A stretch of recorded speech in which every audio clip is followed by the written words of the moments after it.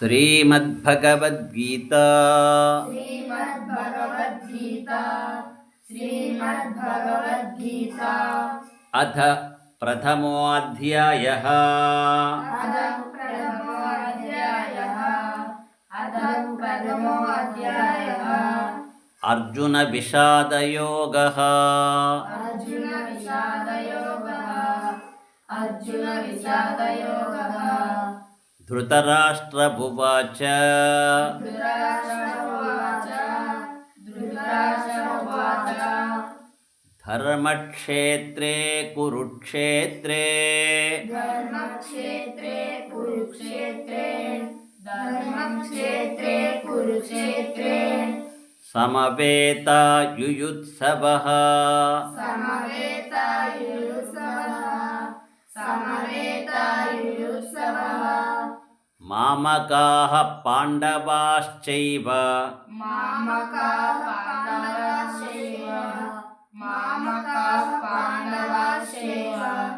किम् अकुर्वत सञ्जय किम् अकुर्वत सञ्जय सञ्जय उवाच सञ्जय उवाच दृष्ट्वा तु पाण्डवानीकम् दृष्ट्वा तु पाण्डवानीकम्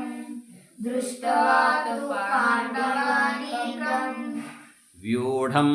दुर्योधनस्तदा व्यूढं दुर्योधनस्तदा आचार्यम् उपसङ्गम्य आचार्यम् उपसङ्गम्य राजा वचनमब्रवीत् राजा वचनमब्रवीत् पश्यैतां पाण्डुपुत्राणाम्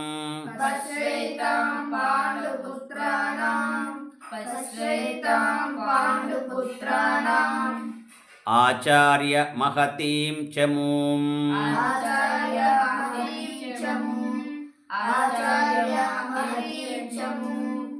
व्यूढां द्रुपदपुत्रेण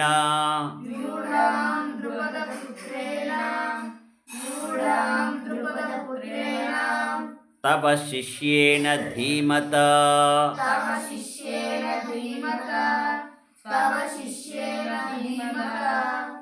अत्र शूरा महेश्वासाः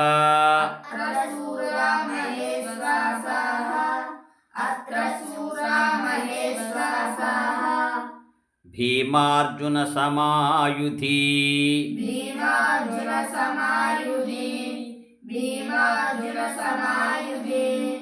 युयुधानो विराटश्च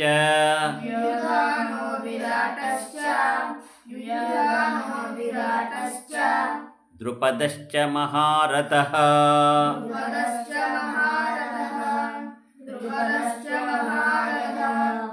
दृष्टकेतुश्चेकितानः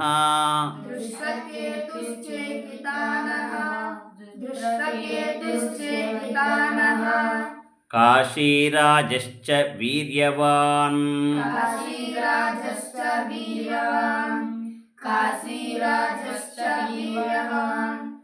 पुरुजित् कुन्तिभोजश्च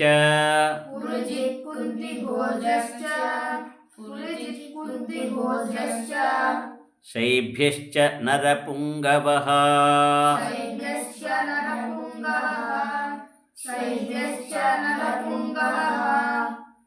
युधामन्युश्च विक्रान्तः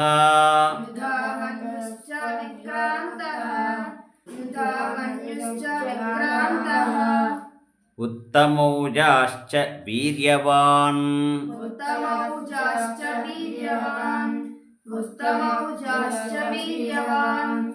सौभद्रो द्रौपदेयाश्च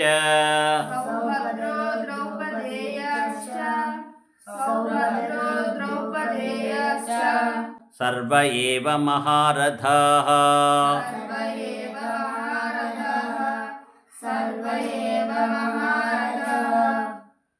अस्माकं तु विशिष्टाये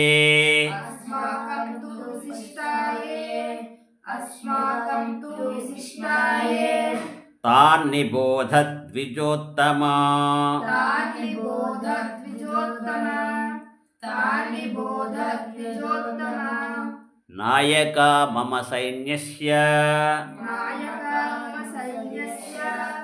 नायका मम सैन्यस्य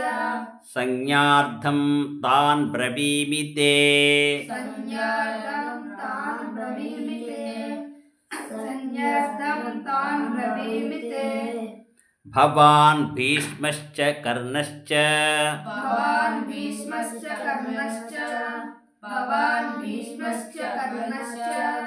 कृपश्च समितिञ्जयः उपश्च समितिञ्जयः